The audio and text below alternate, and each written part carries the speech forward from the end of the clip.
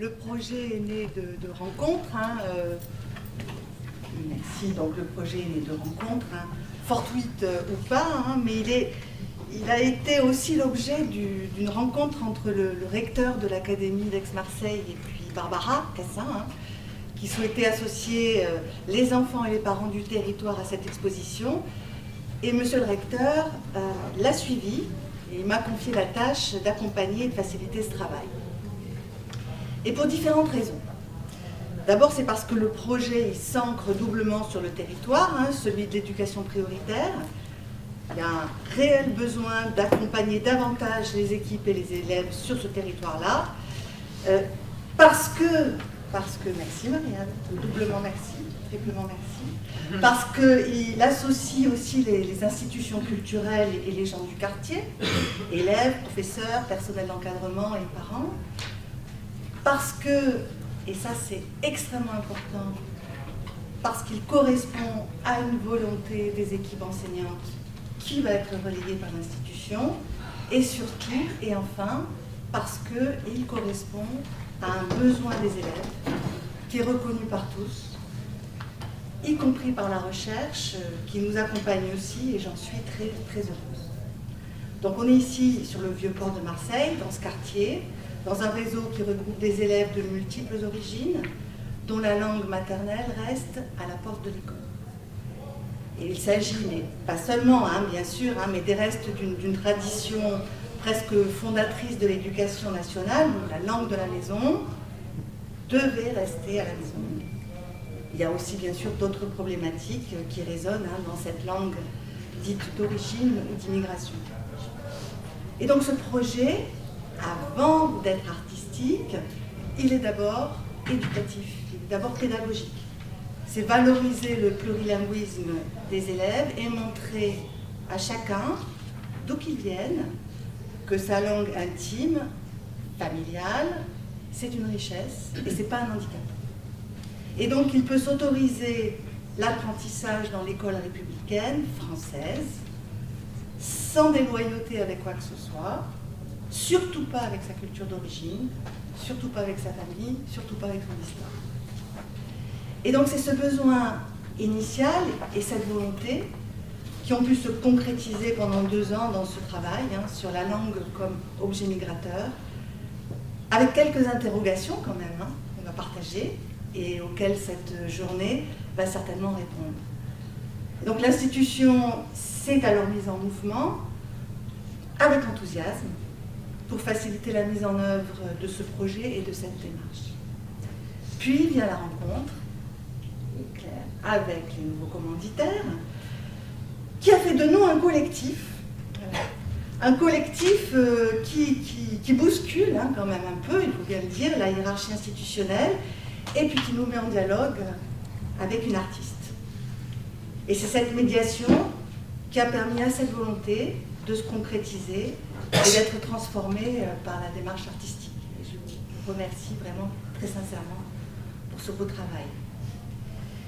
Et donc Marianne Nispeler a collaboré pendant 2 ans avec les classes du collège, avec toutes ces enseignantes qui ont porté le projet. C'était pas facile en temps de confinement. Avec un engagement certain, bravo. Et je veux insister sur ce travail collaboratif de l'artiste parce que créer une œuvre non close de la commande, c'est l'œuvre non close, c'est un processus de transformation. Il y a un point de départ, un besoin formulé, et puis une dynamique d'évolution qui, je l'espère, n'est pas terminée pour nous tous et surtout pour nos élèves. C'est ce que j'espère on va pouvoir évoquer aujourd'hui, car c'est la question qui est centrale quand même. Qu'est-ce que ça leur apporte à eux, à nos élèves, mais aussi aux professeurs et à l'institution plus largement? Et je ne doute pas, bien sûr, de la réponse générale à cette question, mais je suis très intéressée par tout ce qui va pouvoir être évoqué et précisé aujourd'hui. Par les élèves, tout d'abord, par les enseignants, par la médiatrice, par l'artiste, et puis par nos collègues chercheurs, dont l'expertise est si précieuse pour nous permettre de progresser, et je me réjouis de vous écouter. Et nous avions aussi envie de partager cette réflexion avec vous tous, professeurs, formateurs, et je vous remercie pour votre présence. Merci à tous et à chacun qui ont permis à cette journée de se faire, Barbara, le musée de Marseille, Anne-Sophie Caillé, Muriel Molinet, nos chers commanditaires, Marianne, Guylaine Delofeu pour la mission éducation prioritaire. Alors, c'est une démarche qui interroge les langues, mais aussi les identités, la place du privé, de l'intime, dans l'institution et qui nous a tous enthousiasmés. Mais cette démarche, attention, elle a aussi pu déranger et puis nous amener aussi à formuler quelques questions. Il y a eu des déplacements quand même. Donc il s'agit d'une commande qui met en place un protocole, mais qui n'a pas vocation à être une éducation à l'art. C'est ça, quand même. Je ne me trompe pas. Donc des protocoles artistiques qui impliquent les élèves avec leurs imaginaires, leurs souvenirs, leur fragilité. Et ça devient une œuvre. Une œuvre qui, d'une certaine façon, va leur échapper en matériaux artistiques, exposés à la vue de tous. Bravo les élèves. Et du coup, mais qu'en est-il des objectifs institutionnels d'apprentissage? Et puis de quel droit, nous, institutions, on va leur demander ainsi de parler d'eux, de leur langue? On l'a vu dans le film, au début. Quelle place, par exemple, je fais allusion à un petit épisode de notre histoire, quelle place, par exemple, pour le choix des élèves qui doivent signer des autorisations à la diffusion de leur image, qui est partie prenante de l'œuvre artistique, avec une paperasse administrative très lourde à renseigner qui ne méprise pas. Bon, ça, c'est pas si simple pour une inspectrice, ni peut-être pour un chef d'établissement. Je dois excuser Madame Gachet, qui ne peut pas être parmi nous et qui a porté le projet. Et c'est pas facile non plus aussi pour un enseignant. Voilà. Et pourtant, ça reste particulièrement stimulant et enthousiasmant. Parce qu'on sait qu'il y a un enjeu très, très important et que, on doit prendre quelques risques, effectivement. C'est le prix à payer. Parce que ce protocole artistique, cette œuvre non close, c'est aussi un processus d'apprentissage pour nos élèves, et pour les enseignants, et pour les encadrants. Et j'inverserai les propos de Marianne qui écrit que les enfants sont les principaux acteurs de ce travail et qui ont inspiré, accompagné et orienté l'artiste. Et il semble que le protocole, l'apport des enseignants, est aussi accompagné et orienté les élèves par des gestes symboliques qui leur ont permis de s'approprier un questionnement et puis de cheminer. Et puis l'œuvre muséale représente une étape de ce chemin et non bien sûr un point d'aboutissement.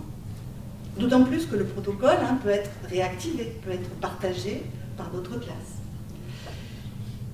Et donc, effectivement, bonne route à nos élèves, bon cheminement. Et merci beaucoup, un grand merci à tous ceux qui leur ouvrent la voie et que je me réjouis vraiment maintenant d'écouter. Il y a 2 ans, j'étais au Collège Vieux-Port, et enseignante au Collège Vieux-Port, et j'étais présente vraiment aux prémices du projet, au tout début. Et je me réjouis d'être ici aujourd'hui et de voir l'aboutissement. Et voilà, je suis ravie de revoir les élèves et tous ces projets. C'était une classe d'élèves allophones, des élèves ne maîtrisant pas bien la langue française, qui arrivaient de pays divers. Et nous avons commencé en mars 2020, comme l'a dit Marianne. Et donc là, chamboulement total, il a fallu tout repenser. Et après la mise en place informatique, l'équipement, etc., qui a été très compliqué, Marianne a réussi à faire sortir des choses extraordinaires des élèves. Même si tout à l'heure tu as dit qu'il ne s'était pas passé beaucoup de choses, mais moi dans mon souvenir, donc voilà, c'est ça que j'ai vu. Au départ, nous avons demandé aux élèves de réfléchir à leur rapport aux langues et il a fallu faire des choses assez simples. Et donc on a commencé avec ce qu'on a appelé la fleur des langues. Il s'agissait d'une fleur et chaque pétale représentait une métaphore par rapport au lien qu'ils avaient avec leur langue au pluriel, puisqu'ils en maîtrisaient souvent plusieurs.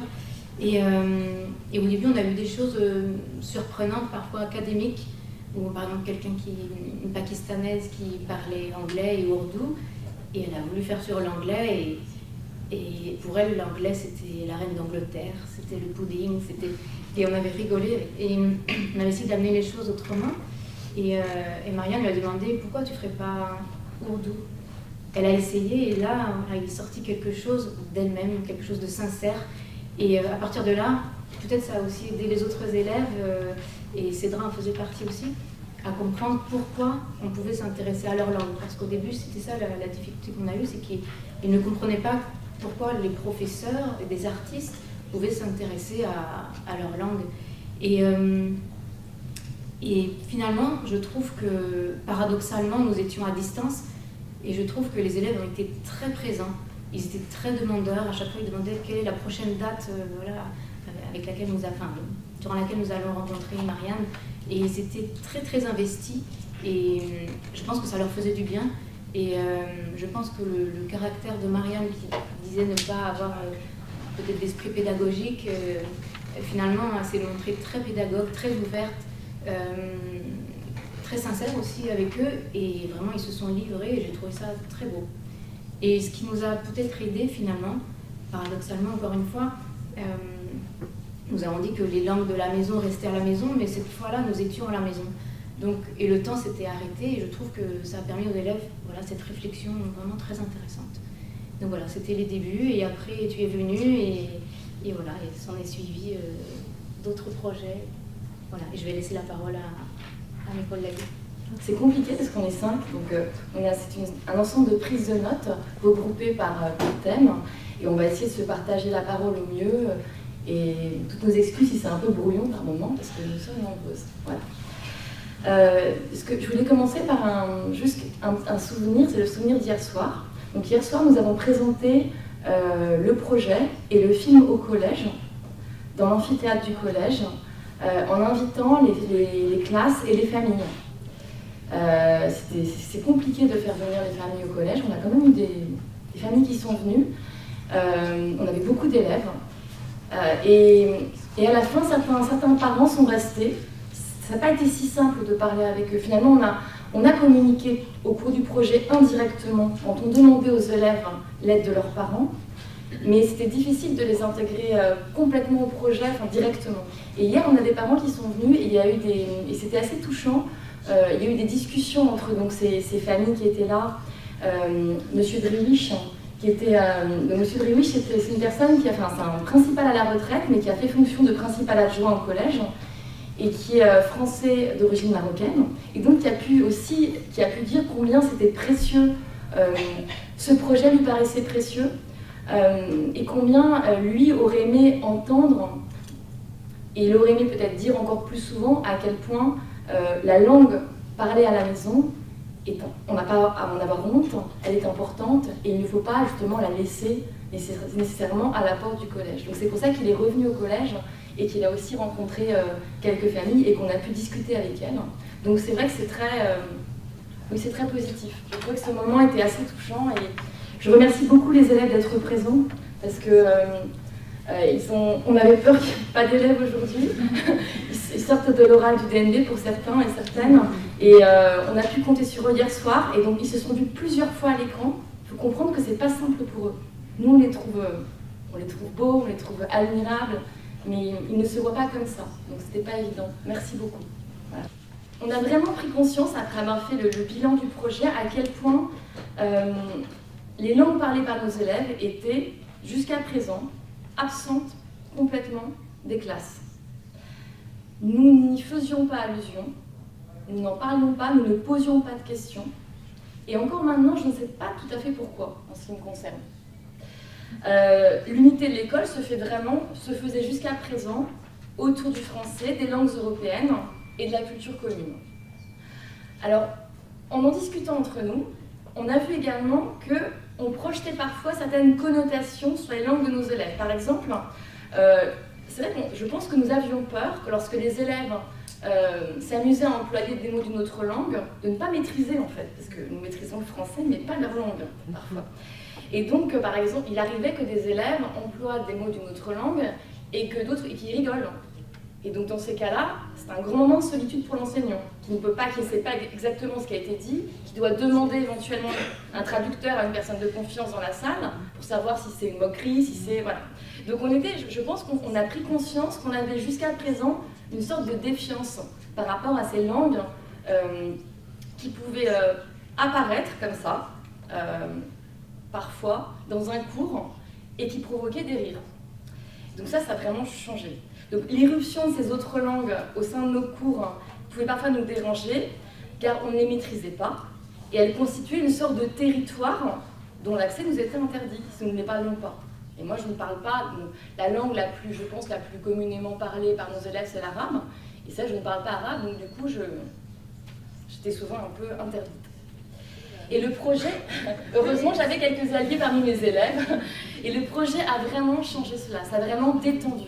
Parce qu'on a au contraire incité les élèves à parler d'autres langues que le français ou que les langues pratiquées au collège, donc l'anglais, l'espagnol, sans oublier le latin et le grec. Et l'allemand, voilà. Et l'allemand, pardon. Je n'ai pas été plus loin. Donc ça a détendu notre relation aux langues. On s'est rendu compte que les élèves riaient souvent en entendant donc leurs camarades parler une autre langue, parce qu'ils n'étaient pas habitués, tout simplement. Il n'y avait pas forcément de choses terribles qui étaient dites, mais ils n'étaient pas habitués, ça leur semblait incongru comme à nous. Et je trouve qu'au fur et à mesure, cette gêne, parfois ces rires se sont estompés et qu'on est beaucoup plus détendu.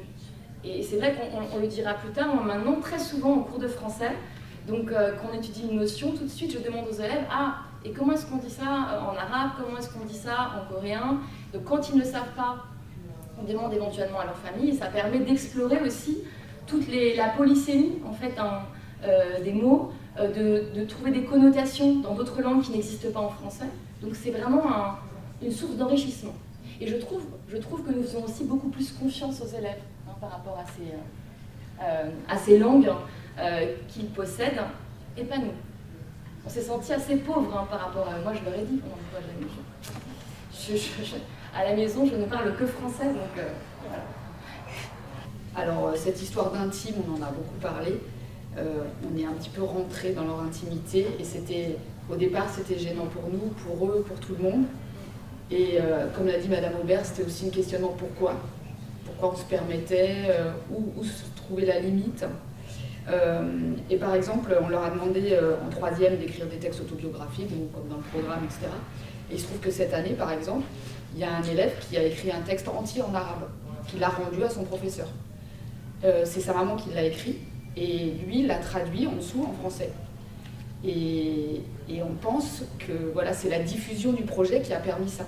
Il n'a pas demandé, voilà, il l'a rendu comme ça, sans rien dire, et on l'a découvert en regardant les copies. Et c'était dans le sujet complètement, parce qu'il fallait faire son portrait, il fallait que quelqu'un de la famille fasse le portrait de l'élève. Donc c'est sa maman, et comme elle écrit en arabe, elle l'a fait en arabe. Donc ça c'est un exemple. Un autre exemple c'est de... Vas-y. Et simplement, en fait, on avait indiqué dans les consignes qu'il y avait la possibilité d'écrire dans une autre langue. Donc, chose qu'on n'avait peut-être jamais proposée auparavant. Mais maintenant, il y a toujours cette possibilité d'accéder ou d'écrire dans l'autre langue. Et c'est peut-être pour ça que cet élève et sa maman se sont permis autorisés d'écrire ce texte-là, en fait. Un autre exemple, c'est par exemple un élève qui est plutôt un bon élève, mais qui a énormément de difficultés à l'écrit. Et en fait, on s'est rendu compte qu'en parlant justement de l'intime, qu'il a fait toute sa scolarité d'enfant en arabe, et qu'en fait, son arrivée en France, la langue, il a exprimé ça avec Marianne, que la langue française, c'est vraiment un conflit pour lui. C'est la langue de l'école, c'est la langue du savoir, c'est la langue qu'il a déracinée de son intimité familiale. Et c'est un bon élève à l'oral, c'est un élève qui comprend très bien, mais qui, dans son rapport à l'écrit, a un conflit avec le français. Et il a su l'exprimer, le verbaliser. C'était un moment assez émouvant. Qu'est-ce qu'on a comme autre... Oui, ce que je voulais ajouter aussi, c'est que à propos du changement de perspective, comme je le disais, avant nous présumions que les élèves maîtrisaient bien ces langues et que du coup c'était un territoire inconnu pour nous. Et je me suis rendu compte que pas tant que ça finalement. Parce que quand les élèves ont dû, quand Marianne leur a demandé de traduire des mots ou parfois d'écrire des mots, on s'est rendu compte que beaucoup ne maîtrisaient pas très bien leur langue, justement. Les langues. Alors, il y a une sorte d'inversion il y a une sorte en fait d'inversion des capacités entre guillemets, puisque dans nos classes, nous avons donc la majorité des élèves sont des élèves nés en France, qui parlent bien français, et nous avons également des élèves allophones qui sont intégrés et qui arrivent dans nos classes en parlant beaucoup moins bien français. D'ailleurs, parfois, ils ont un accent, parfois les autres élèves réagissaient. Et donc, quand on a demandé de traduire des mots dans les langues parlées à la maison, là, brutalement, les élèves qui étaient des anciens UPE2A, on maîtrisait bien mieux ces langues-là. Moi, j'ai vraiment vu, ils prenaient en quelque sorte toute la lumière, ils pouvaient expliquer aux autres des mots que nous pensions qu'ils maîtrisions, parce que nous ne parlons pas leur langue, mais finalement, ils ne maîtrisaient pas tant que ça.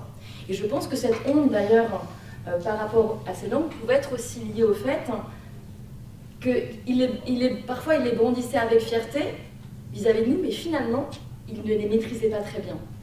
On le sent d'ailleurs parfois que certains en sont, je pense dans le film, un petit peu qu'il peut y avoir aussi une souffrance quand cette langue-là n'est pas, comment dire, enseignée à la maison, n'est pas enseignée à l'enfant. C'est pour ça d'ailleurs que Cédra, par exemple, évoquait le fait de l'enseigner à sa petite sœur, pour qu'elle ne perde pas sa langue.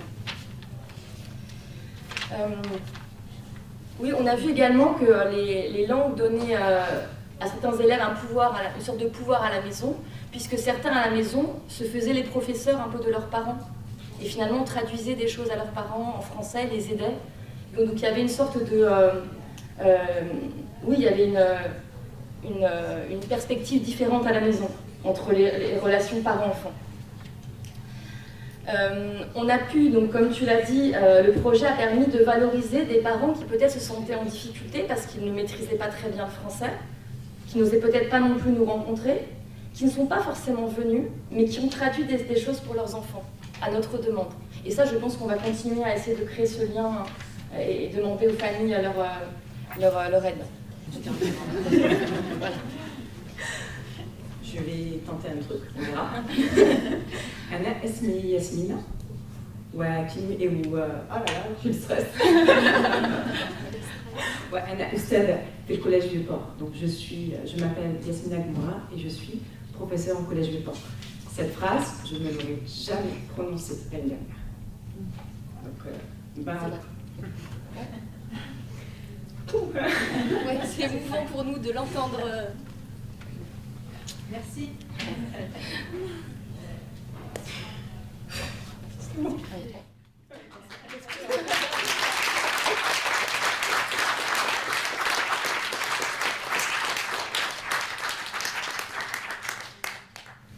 Donc j'ai décidé de ne plus laisser ma langue maternelle en dehors du collège. Et j'ai changé ma pratique d'enseigner le français au sein de l'établissement de manière progressive jusqu'à ce que je sois amenée un jour à faire un cours sur les différents types de comiques. Et je l'ai fait en diffusant un extrait de Madame Sarfati Delca. Ça a super bien fonctionné, il faut essayer, il faut tester. Et ça a débloqué beaucoup de choses chez moi, mais aussi chez les élèves, qui se sont rendus compte qu'ils n'avaient pas à avoir honte de parler leur langue et qu'ils pouvaient l'utiliser au sein du collège.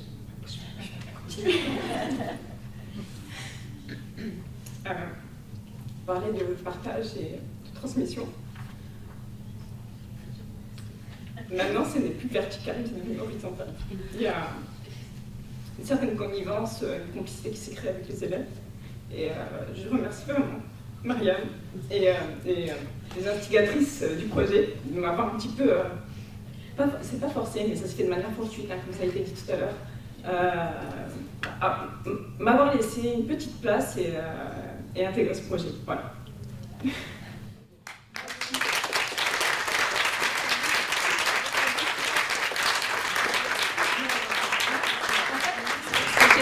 Ce que j'ai noté dans le texte, c'est c'est ce qui a été dit en fait par les élèves, ce sentiment de honte, de conflictuel, enfin de rapport conflictuel entre la langue maternelle et la langue parlée à l'école.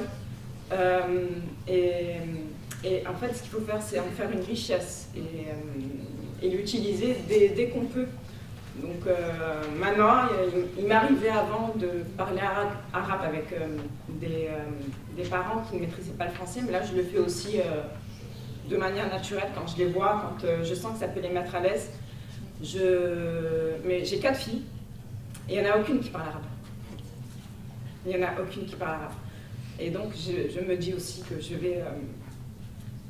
on va remédier à ce problème, peut-être que je t'appellerai Cédra pour que tu viennes m'aider. Voilà, c'est tout.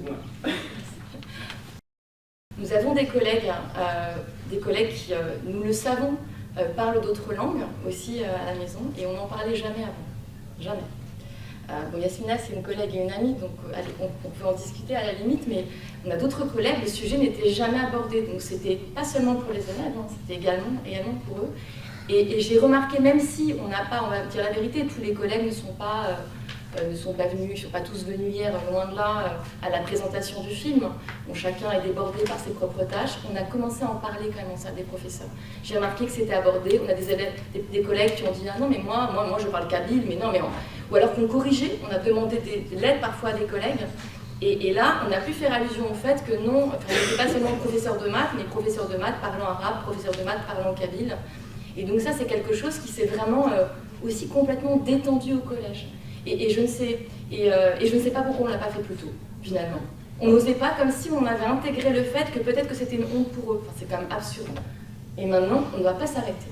Donc merci beaucoup Marianne pour ça. Ça a vraiment, plus on a listé, plus je me suis rendu compte que ça a changé beaucoup de choses pour nous. Les élèves nous diront que ça a changé pour eux.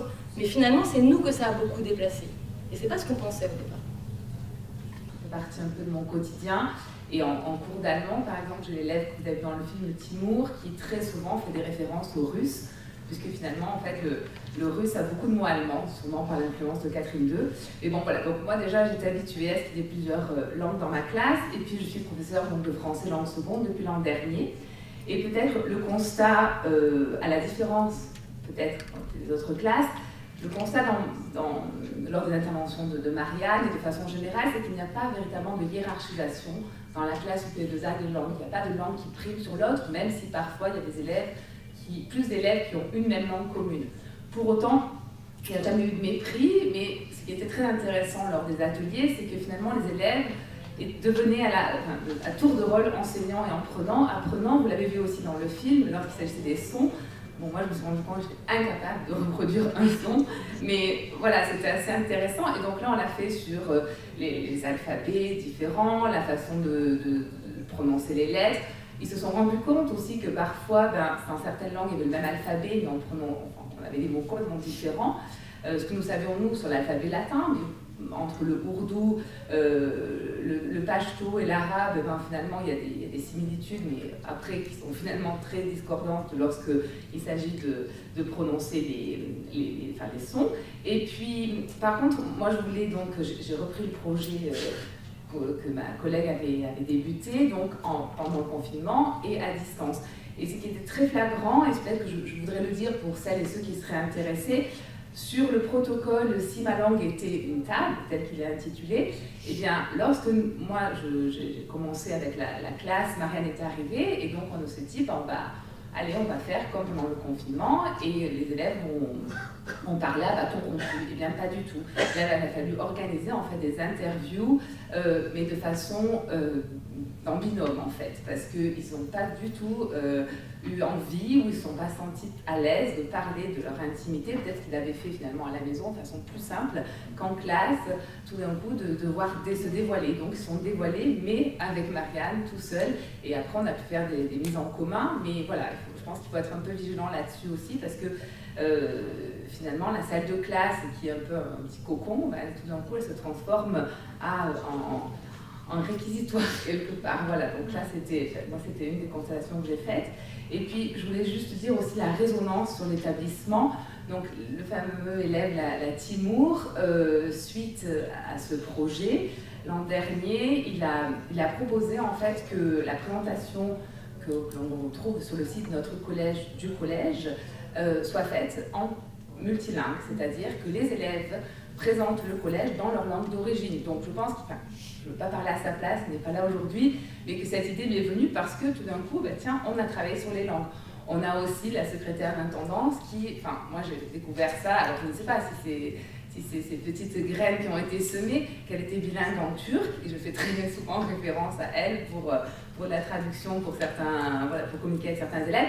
Bon, voilà, tout d'un coup, certains professeurs sont peut-être encore sur le retrait, mais d'autres libèrent la parole, et c'est tellement enrichissant, et puis important aussi pour nous d'avoir d'autres personnes ressources que les enseignants de langue. Voilà.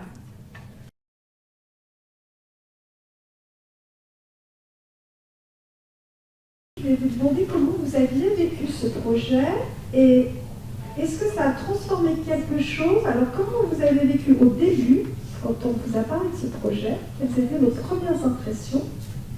Et ensuite, finalement, peuvent être vos dernières impressions? Parce que ça a un peu bougé. Voilà. Première et dernière impression. Première et dernière.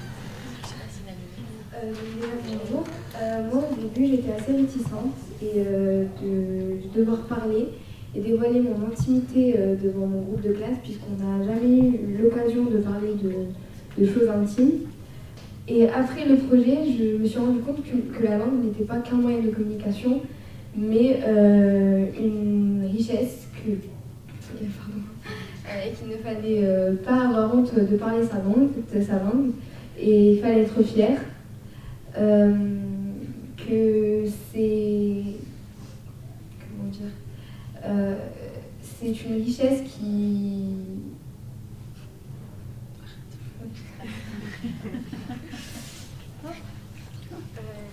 cumule nos cultures, nos origines, nos familles, nos traditions, peut-être notre parcours, et qu'il ne fallait pas se fier aux apparences, et qu'il faut plutôt...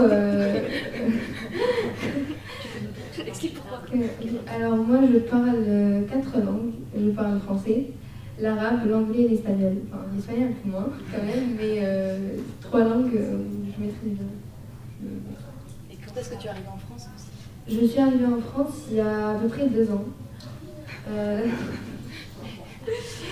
Donc je suis ni très ancienne ni très nouvelle, mais je considère quand même avoir progressé, déjà en français, et d'avoir donné plus d'importance aux richesses que je possède.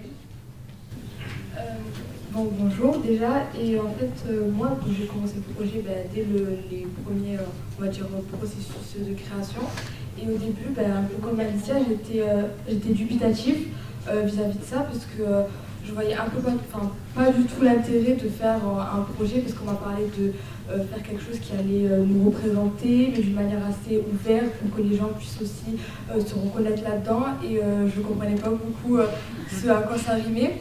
Mais au fur et à mesure des séances, et donc en cours de chimie, de français, d'écriture surtout, on a commencé un peu à en connaître sur les autres, parce que c'était un peu avec tout le monde, et sur nous aussi. Donc à la fin, j'étais assez fière et contente du résultat qu'on a obtenu tous ensemble. Et en fait, au fur et à mesure, à cause du confinement et des mesures sanitaires, j'étais assez dubitatif. Je pensais pas que ça allait finir comme ça, parce qu'au final, on a eu chacun une vision de notre langue.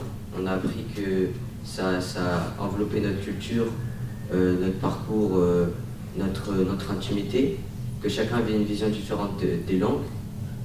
Et on a pu partager ça ensemble, et du coup c'était intéressant. Et en plus de ça, certains ont appris les langues des autres. Moi par exemple, je suis mexicain et ma classe ne le savait pas. Et voilà.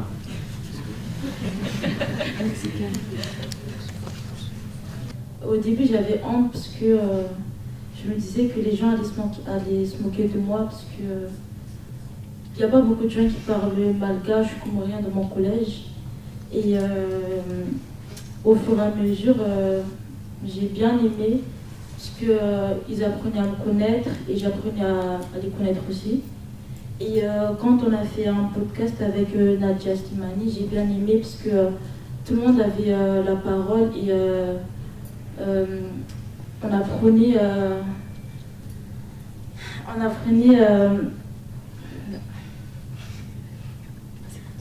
on avait des gens. Moi, je savais pas que Alicia, elle était algérienne, kabyle, elle parlait kabyle. Et j'avais beaucoup d'amis, je connaissais pas leur langue et tout. J'avais juste quelqu'un qui parlait français, mais pas d'autres langues. Et ça m'a permis de mieux les connaître. Et je suis trop contente d'avoir fait ce projet. Et voilà. Moi, j'aimerais juste, parce qu'il n'ose pas, il était à côté de moi, Mansour, c'est un élève allophone, il a 4 langues maternelles. Et donc, je pense que ça serait peut-être juste intéressant de savoir comment il arrive, ces 4 langues, à les conserver, en fait, parce qu'il n'arrive pas à choisir. Ça fait 1 an que je lui demande, mais est-ce que tu te... Non. Et donc, voilà, je voudrais qu'il nous révèle son secret. Comment tu fais pour ces 4 langues? Il a 4 langues maternelles. Quel est le secret pour maintenir ces langues? Parce qu'on a vu dans le film qu'un des élèves disait, mais si je perds mes 2 langues, le dari et le pachto, je ne serai plus afghan. Lui, il en a 4. Comment est-ce qu'il fait? Comment tu restes plurilingue? Pour ne pas oublier mes langues maternelles, et je parle avec ma famille. C'est lesquelles déjà? C'est le pachto, dari, russe et ukrainien. C'est mes langues maternelles. Et je parle anglais aussi. Et français? Oui, français. Et allemand. L'allemand, il apprend l'allemand. Oui. Pour ne pas oublier mes langues maternelles, je parle avec mes parents. Et mes parents, ils savent aussi le pachto et dari, le russe, ukrainien, mais avec mon père, je parle dari. Et avec ma mère, je parle pachto. Avec mes soeurs, je parle ukrainien et russe. On a fait exprès pour ne pas oublier les langues. Moi, je parle l'arabe, le turc, et j'essaie de parler français, j'apprends l'anglais, l'espagnol, et j'aimerais apprendre du russe et l'allemand aussi.